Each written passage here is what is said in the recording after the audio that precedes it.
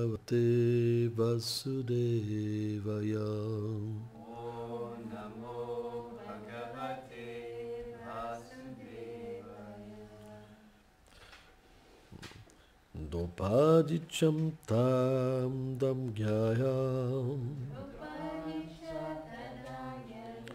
patinam manapekshatam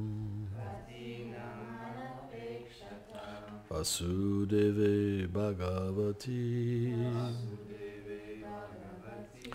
Yakantam Martim Hapatam. Traduction. Quand Draupadi, qui était la femme idéale, vit que ses maris avaient pris la voie du renoncement, l'intelligence fixée sur le Seigneur Krishna, elle devient totalement absorbée dans une dévotion affectueuse pour lui et se retira du monde matériel. Commentaire. Toutes les épouses des Pandavas, comme Subhadra, la sœur de Krishna, firent de même. Étant des associés éternels du Seigneur, elles n'abandonnèrent pas de corps, elles l'atteignirent dans leur forme transcendantale.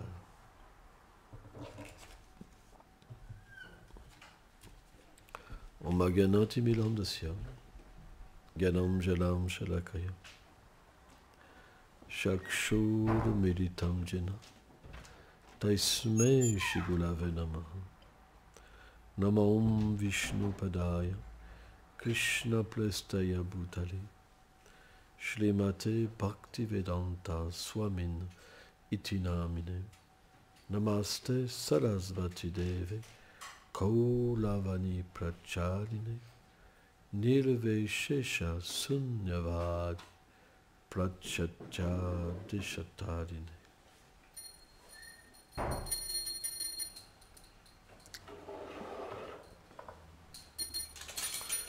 Jai Shini Shingade Bhagavan. Quelle est la distinction fondamentale entre un associé éternel du Seigneur et une âme ordinaire? Srila Prabhupada explique ça. Il dit qu'un associé éternel du Seigneur n'oublie jamais le Seigneur suprême. Alors bien sûr, il y a quelques divertissements où Krishna plonge ses dévots dans l'oubli. Comme par exemple le divertissement avec Jai et Vijay. Tout le monde se rappelle. Alors, Pauline ne connaît pas, on va expliquer une petite histoire. En fait, Jai et Vijay sont les portiers de Vaikuntha. Dans le monde transcendantal, il y a différentes planètes. Et il y a différentes portes pour entrer sur chaque planète. À Golok Vrindavan, certaines portes sont tenues par des sakas, d'autres par des sakis. Et à Vaikuntha, ce sont des personnes à 4 bras, qui ont une apparence comme le Seigneur Narayan. En fait, sur ces planètes Vaikuntha, ils ont tous une apparence un peu similaire. En fait, pas véritablement, mais comment expliquer? Par exemple, nous, si on voit des Chinois, on a l'impression qu'ils se ressemblent tous. On n'arrive pas à faire la différence. Vous avez déjà remarqué ça? Par exemple, moi je me rappelle quand j'étais à Taïadi, je voyais des Chinois, il dit mais ils se ressemblent tous. Par exemple, ceux qui naissent à tel endroit, mais les gens de tel endroit, ils peuvent se reconnaître parfaitement par des petites choses insignifiantes. Et bien de la même manière, avec Unta, ils ont tous l'apparence du Seigneur suprême, ils ont 4 bras, mais il y a certaines distinctions où ils peuvent se reconnaître entre eux, et bien sûr, le Seigneur suprême a des distinctions particulières, comme des signes sur son corps. Et donc, il y a Brahma. Il y a un Brahma dans chaque univers. Et le Brahma le plus pieux, l'être vivant le plus pieux, il peut obtenir cette position pendant une création. Et à la fin de la création, s'il devient un pur dévot, avec tous ses disciples, il atteint le Seigneur suprême. Hein. Pas tous les brahmas sont des purs dévots, il y a aussi des impersonnalistes, hein, chez les brahmas aussi. Et on est très fortuné parce que le brahma de notre terre est un grand Vaishnav. D'ailleurs, il a la tête de notre Sampradaya, parce qu'il a reçu le savoir transcendantal directement du Seigneur suprême. Et donc Brahma a différents enfants, parce qu'il est le créateur, il manifeste des êtres. Et certains, 4 de ces êtres s'appellent les Kumaras. Et pourquoi ?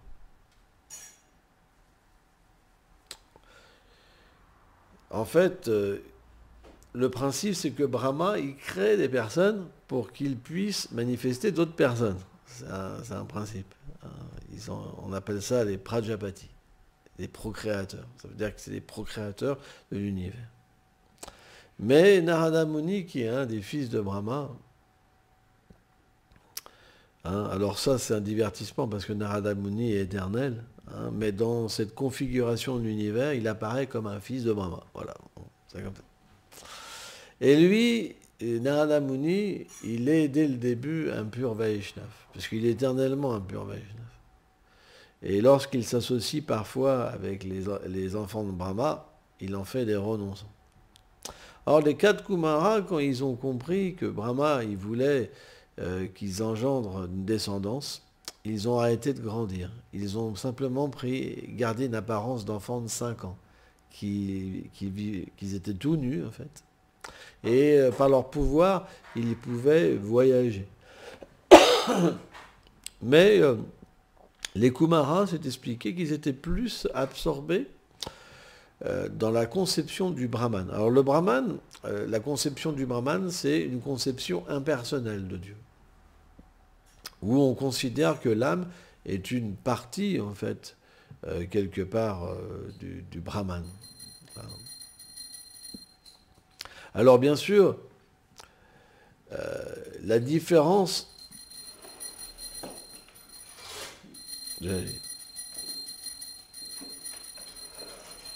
entre les Brahmavadis et les Mayavadis, c'est que les Brahmavadis, ils sont plus attirés par l'aspect impersonnel du Seigneur suprême, mais ils ne considèrent pas la forme du Seigneur comme imaginaire ou matérielle.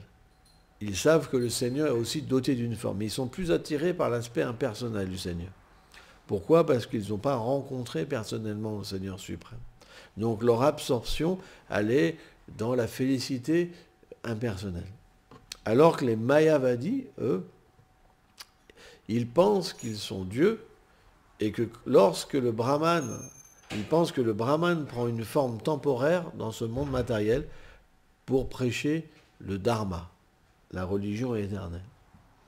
Et qu'une fois, en fait, que le Brahman a fini son divertissement, la forme de Dieu, le nom de Dieu, les attributs et divertissements sont d'une nature matérielle.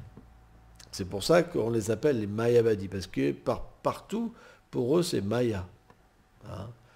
Et donc, c'est des grands offenseurs, parce qu'ils pensent que le nom du Seigneur et sa forme, etc., sont différentes. Mais les Kumaras n'étaient pas dans cette espèce-là, ils étaient plutôt des Brahmavadis. Et donc ils avaient entendu parler par leur père, parce qu'en fait, sur la planète de Satyaloka, la planète la plus élevée, il y a une manifestation du Seigneur suprême, Mahapurusha, à une forme un petit peu peut-être difficile pour nous à comprendre, parce qu'il a beaucoup de bras, beaucoup de jambes, beaucoup de têtes, et il énonce constamment le pur Veda à Brahma, qui en félicité écoute le pur Veda du Seigneur suprême. Et donc cette planète, Satyaloka, est la planète la plus élevée de l'univers. Il y a les êtres les plus élevés. Et donc, alors ça c'est un petit peu difficile à comprendre, parce que Sanatana Goswami révèle qu'à Satyaloka, il y a une forme du Seigneur suprême. Donc dans plusieurs endroits de l'univers, il y a différentes formes en fait du Seigneur suprême. Mais dans ce divertissement-là, les Kumaras avaient entendu de leur père la beauté de la forme du Seigneur suprême, ses attributs, ses divertissements. Et ils avaient, bien qu'ils étaient impersonnalistes, ils avaient un désir. Ça avait éveillé le désir de pouvoir voir le Seigneur suprême. Alors, d'habitude, les impersonnalistes, ils ne peuvent pas aller avec Kunta. Bon. Bien qu'ils sont en quelque sorte des âmes libérées, mais pas complètement réalisées, parce que la forme de l'âme, en fait l'âme a une forme, et tant qu'on ne réalise pas sa forme et le lien éternel qu'on a avec le Seigneur suprême, on ne peut pas dire qu'on est une âme réalisée. Mais il y a une certaine libération. Ça veut dire qu'ils sont plus sous l'influence des gunas grossiers, et ils peuvent expérimenter le fait de se dissocier du corps et d'agir dans le monde matériel. Donc c'est une certaine forme de libération. C'est pour ça qu'on dit qu'ils sont Atmarama. Ça veut dire satisfaits en eux-mêmes, parce qu'ils puisent leur satisfaction dans leur réalité. Mais leur réalité, elle n'est quand même pas manifestée complètement. Et donc, Vishwanath Chakravarti Thakur explique que le Seigneur désirait faire voir à ses associés éternels, comme quand on visite un zoo, une espèce humaine, quoi. Et c'est la raison pourquoi les 4 Kumaras, ils ont pu atteindre Vaikuntha. C'est une des raisons. Parce que le Seigneur, il voulait faire voir à ses associés les formes des 4 Kumaras. Comme un truc, c'est genre... c'est comme, je ne sais pas, si vous voyez un chevreuil dans la rue, par exemple, regarde, Gorananda, t'as vu là? Waouh! Vous comprenez? Et donc, ils ont pu voyager par leur pouvoir mystique et atteindre différentes portes de Vaikuntha. Et à la 7e porte, ils ont rencontré 2 gardiens. Alors il y avait des gardiens à chaque porte, mais à chaque porte, on les laissait passer. Et ces 2 gardiens s'appelaient Jai et Vijay, et quand ils ont vu les 4 Kumaras, ils leur ont bloqué le passage. Alors je ne sais plus s'ils ont des lances, les portiers, je ne m'en rappelle plus. Mais à Vraj, ils ont des bâtons. Mais je pense que les portiers de Vaikuntha, c'est plus des lances. Et avec leurs lances, ils les ont interdit l'accès.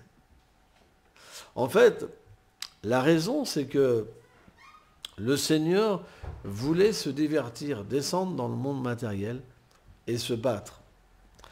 Or, personne n'est l'égal du Seigneur suprême. Et il désirait que Jai et Vijay incarnent des grands démons, des puissants démons, pour qu'ils puissent se battre. Alors, il faut comprendre que dans le monde transcendantal, il y a des batailles, mais pas de cette envergure-là. Il y a une conception de démon, mais pas pareil. C'est quand même pas pareil. Et donc, par l'arrangement du Seigneur suprême, ils ont été influencés pour barrer la route aux quatre Kumaras. Et là, les 4 Kumaras, ils se sont mis en colère. Même eux, c'était un divertissement. Parce que comme c'était des âmes libérées, ils ne pouvaient pas se mettre en colère. Mais ils se sont mis en colère. Donc Jai et Vijay, ils étaient pris par la Yoga Maya du Seigneur suprême. Et les 4 Kumaras, ils étaient pris par l'énergie également du Seigneur suprême. Et là, à ce moment-là, ils sont devenus en colère, les 4 Kumaras. Ils disent, mais comment c'est possible que des êtres comme vous puissent vivre sur les planètes Vaikuntha? Nous sommes des sages libérés. Et vous nous empêchez de passer. Et là, ils les ont maudits. Il dit, puisque vous avez une mentalité de ville envieux, quoi, votre place n'est pas ici, mais dans le monde matériel. Et là, à ce moment-là, c'est expliqué que le Seigneur est arrivé Narayan, le Seigneur Narayan arrivait avec Mahalakshmi, son épouse éternelle. Et quand le Seigneur arrivait, parce que voir le Seigneur suprême, c'est comme l'apothéose de toute chose, parce que sa beauté est illimitée, la senteur de son corps est illimitée, c'est quelque chose d'inconcevable. Et dès qu'il a commencé à apparaître sur la scène, les 4 Kumaras, ils ont commencé à être complètement absorbés dans le Seigneur suprême. Mais en même temps, le divertissement, c'est qu'ils étaient encore dans cette sorte de colère. C'était un théâtre difficile à saisir, parce qu'en même temps, ils étaient influencés par le Seigneur pour être en colère dans une situation, et en même temps, le Seigneur arrivait. Et c'était quelque chose de sans limite dans le fait de recevoir tant de sentiments. Donc les Kumaras, ils ne comprenaient rien de ce qui se passait. Ils pleuraient, leur corps tremblait. Ils ne pouvaient même pas comprendre la beauté du Seigneur. Et ils se retrouvaient dans cette situation-là. Ils étaient complètement perdus, les 4 Kumaras. Complètement perdus. Et le Seigneur, lorsqu'il est arrivé, il a expliqué un fameux verset qui explique que quand le disciple ou le serviteur d'un maître fait une erreur, c'est le maître qui prend sur lui.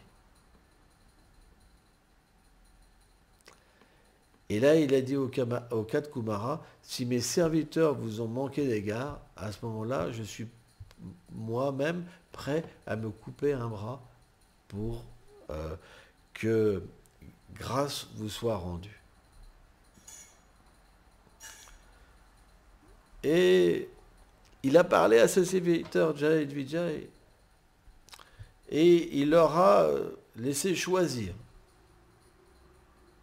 entre 3 vies en tant que démons, où ils devront se battre contre lui, puissamment, ou 9 vies, c'est ça, en tant que 7 vies, en tant que ses dévots. Mais pour un dévot du Seigneur, vivre loin de lui, c'est pas possible. C'est trop difficile. Il y a trop d'amour entre le serviteur et Krishna. Et cette vie, ça leur paraissait tellement long qu'ils ont préféré 3 vies en tant que démon pour que ça aille plus vite. Et là, à peine, ils ont commencé à avoir le teint qui changeait, et puis hop, ils sont apparus dans la matrice d'Aditi ou Diti. Kashyapamuni, Aditi.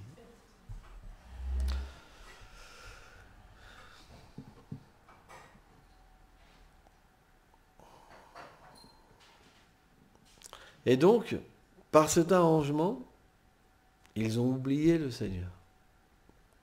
Pire, le Seigneur, ils se souvenaient du Seigneur en tant que leur pire ennemi. Jai et Vijay, ils sont apparus en premier en tant qu'Hiranyakashipu et Hiranyaksha. Et c'était 2 horribles démons, tellement démoniaques, que quand ils sont apparus, il y avait du pu qui tombait du ciel, des eaux, du sang, il y avait des catastrophes partout, des trucs terribles. Vraiment, vraiment terribles. C'était des tellement grands démons. Et ils avaient la haine du Seigneur suprême. En fait, ils se sont rappelés du Seigneur, mais avec de la haine. Ils voulaient toujours tuer le Seigneur suprême. Bon, on ne va pas raconter l'histoire, parce que c'est 2 belles histoires merveilleuses. Mais c'est pour vous dire, cette histoire donne la preuve qu'un associé éternel du Seigneur peut oublier sa position, pour un temps, lieu et circonstance. Mais, à un certain moment, le Seigneur les rappelle.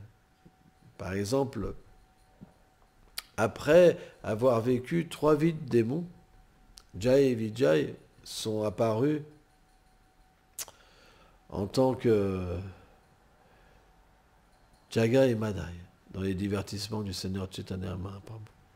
Et Jaga et Madai, c'est pareil, ils sont nés dans une famille de brahmanas, très haute famille de brahmanas, mais ils savaient que faire une chose, c'était d'accomplir des activités impies. Ils étaient très forts, ils buvaient tout le temps, ils mangeaient même de la vache, et ils accomplissaient toutes les choses interdites. La seule chose qu'ils n'avaient pas fait, c'était d'offenser un Vaishnav. C'est la seule chose que Jai et Vijay n'avaient jamais fait, c'était offenser un Vaishnav. Mais, par l'arrangement en fait du Seigneur suprême,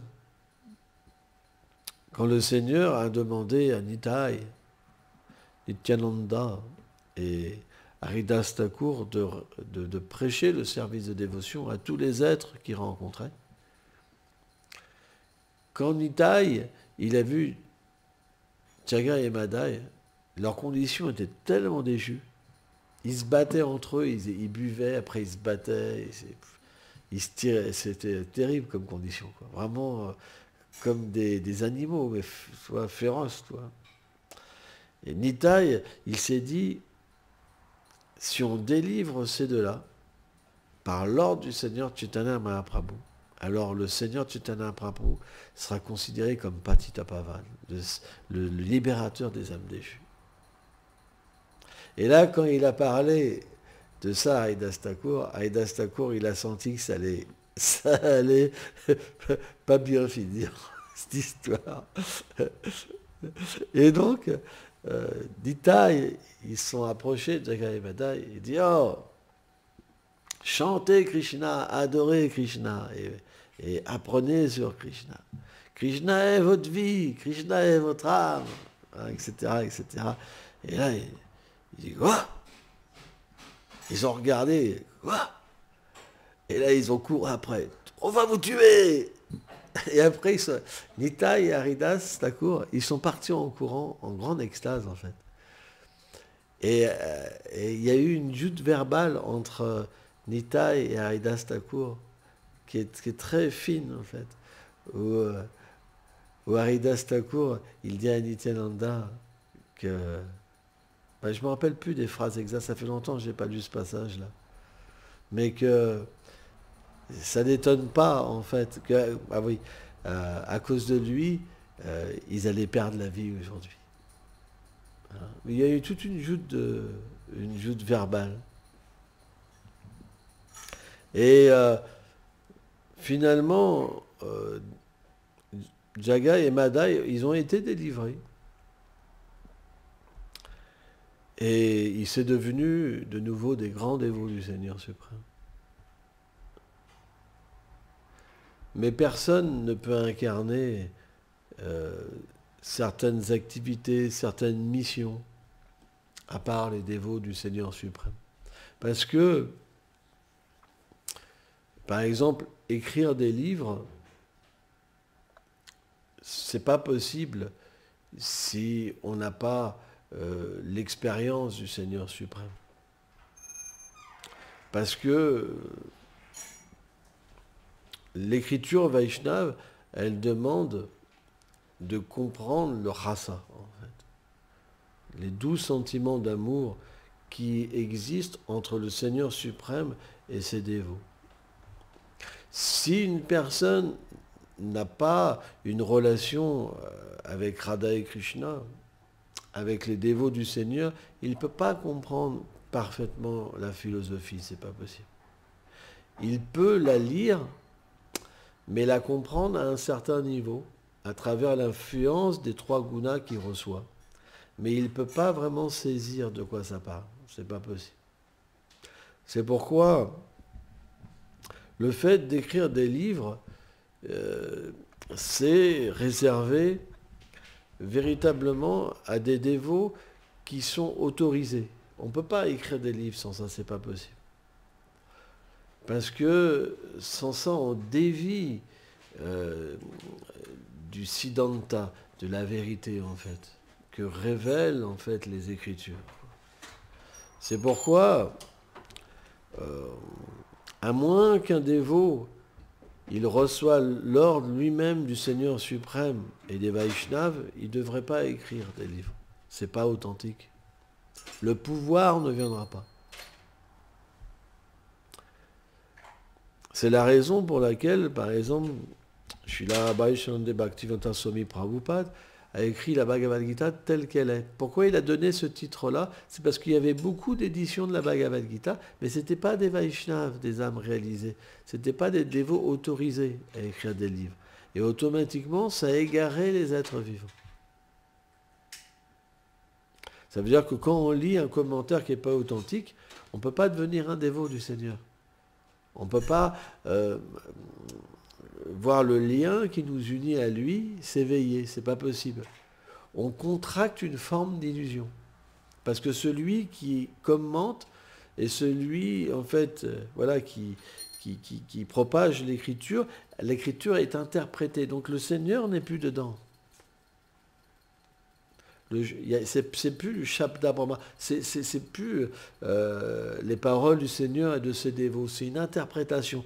Or, cette interprétation, elle n'est pas valable, dans le sens que c'est un autre livre. C'est comme si c'était un autre livre. Donc c'est pourquoi beaucoup de gens veulent écrire des livres, mais c'est pas parce qu'on est un érudit qu'on a le droit d'écrire un livre. C'est pas l'érudition qui fait que le livre sera authentique. C'est le pouvoir qui est donné. Si le pouvoir est là, alors l'impact viendra dans le cœur des gens. Même s'il y a quelques erreurs. Tout le monde peut faire des erreurs. En fait, qu'est-ce que c'est une erreur? C'est simplement qu'il y a différentes possibilités dans un même verset d'extraire son contenu. Or, certaines personnes vont considérer qu'il y a une erreur et d'autres vont pouvoir comprendre qu'il n'y a pas d'erreur. Mais quand un livre... Quand quelqu'un écrit et qu'il est autorisé, il est toujours accompagné par le Seigneur et ses associés. Et automatiquement, il reçoit toute la force, toute la compréhension pour pouvoir écrire. Même celui qui écrit, il peut se voir même expliquer à l'intérieur de lui-même des subtilités que même d'autres acharyas n'ont pas données. C'est pourquoi, comment dire, il y aura toujours des commentaires nouveaux et des choses nouvelles qui sont révélées. Parce que les doux divertissements du Seigneur, ils n'ont pas de limite. Ils se manifestent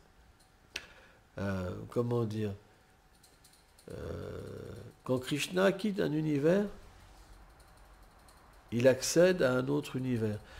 Bhaktisiddhanta, chez la Bhaktisiddhanta Sarasvati Prabhupada, explique, c'est comme le lever du soleil et le coucher du soleil. Quand Krishna apparaît, c'est comme si le soleil se lève, et quand il disparaît, il se couche. Mais il apparaît dans un autre endroit. Vous comprenez?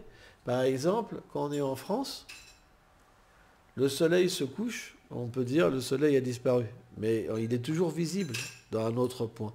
Et bien le Seigneur suprême, bien que les divertissements du Seigneur dans le monde matériel ont un début, une fin, en même temps ils n'ont jamais de début, jamais de fin, parce que le Seigneur apparaît dans un autre endroit. C'est simplement qu'il quitte momentanément la vision de l'endroit où il était situé. De la même manière, lorsqu'on devient un dévot, graduellement, les divertissements du Seigneur peuvent être perçus, en fait, dans le cœur, dans le mental. Et bien sûr, ça peut être aussi considéré comme l'apparition du soleil et la disparition du soleil. Parfois, le Seigneur se manifeste, parfois le Seigneur disparaît. Mais il est toujours présent. pour son dévot. Ça dépend à quel niveau est le dévot. Mais lorsque le dévot devient vraiment attaché au Seigneur suprême, à l'instar de Prahlad Maharaj, lorsque le Seigneur quittait la vision de Prahlad, à ce moment-là, Prahlad, il pleurait comme un enfant, c'est expliqué. Le sentiment de séparation était tellement fort que Krishna revenait. Donc ça, c'est une autre histoire. Hein, mais voilà. Hein.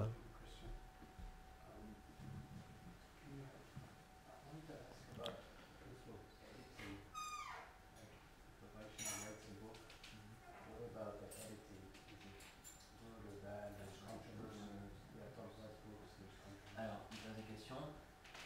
On va échanger écrit un livre, mais que penser du coup de tout ce qu'il y a autour de l'édition, en fait, des corrections, etc. Alors, un Vaishnava écrit des livres, par exemple comme Prabhupada, mais qu'est-ce qu'on pense de la correction, de l'édition, etc.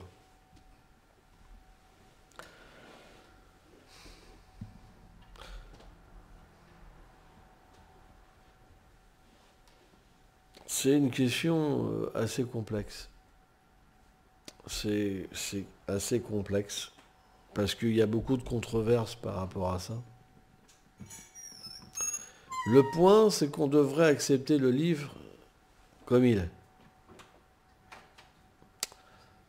Parce que dans ce livre-là, l'auteur, il est vraiment présent. Même s'il y a quelques erreurs de grammaire et même de sens. Lorsqu'un pur dévot écrit, c'est pas un problème. Moi, j'ai vu, par exemple, dans les commentaires Vishwanath fait, par exemple, des fois des erreurs de citation. C'est pas le bon verset, c'est un autre. Mais c'est pas très grave. C'est Vishwanath Chakravarti Thakur. On sait que c'est un associé éternel du Seigneur suprême. Pourquoi, à ce moment-là, la citation, elle n'est pas bonne? Bon, c'est pas très grave. Donc, on accepte le livre tel qu'il est. Après, parfois, les disciples, ils décident de faire une correction sur le livre. C'est pas dans le but d'être supérieur au maître spirituel, mais ça peut être aussi dans un sentiment d'éviter que quelqu'un critique, ou parce que les paroles des fois sont un peu dures. Les paroles de Prabhupada, des fois, elles sont lourdes, hein, très très très lourdes. Donc, parfois, les disciples pour la prédication, pour que leur désir de leur maître spirituel soit plus répandu, alors parfois ils peuvent désirer faire ça. Alors, est-ce que c'est une bonne chose? Est-ce que c'est pas une bonne chose? C'est pas à moi de dire quelque chose. Parce qu'on ne sait pas non plus les disciples à quel niveau ils sont. Si c'est Prabhupada directement qui leur a donné l'autorisation, il n'y a pas de problème. Ça peut se passer même après que le Vaishnava soit parti. Si c'est Radha et Krishna qui leur a demandé, il n'y a pas de problème. Ça dépend à quel niveau qu'ils sont. Par contre, s'ils ont fait ça d'eux-mêmes, ça peut être une faute. Ouais.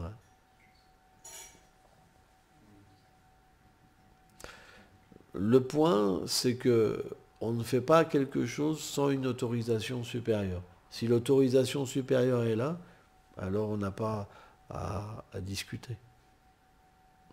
Mais les deux versions sont bonnes si l'autorisation supérieure est là. Mais s'il n'y a pas d'autorisation, alors ça peut être considéré comme même gourou à parade. Dans le sens qu'on ne devrait jamais penser que le maître spirituel a fait une erreur. Et corriger son erreur en pensant qu'on est plus avancé. Là, c'est une cause de chute. Hein. Mais encore une fois, ce n'est pas mon propos.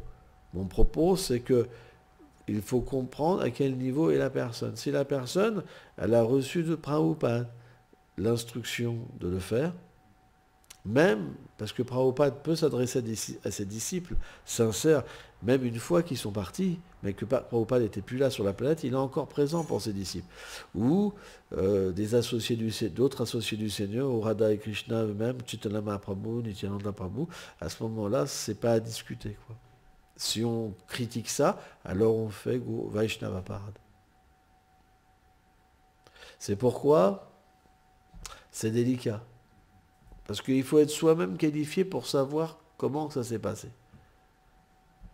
Donc si vous n'êtes pas qualifié, il vaut mieux rien faire. Si vous n'acceptez pas la version corrigée, vous prenez une version ancienne. Voilà. Mais la politique, elle ne permet pas de chanter et de s'accomplir spirituellement. Ça, c'est le problème de Krishna, de régler les comptes. C'est pas à vous de faire la police. Voilà. Jai.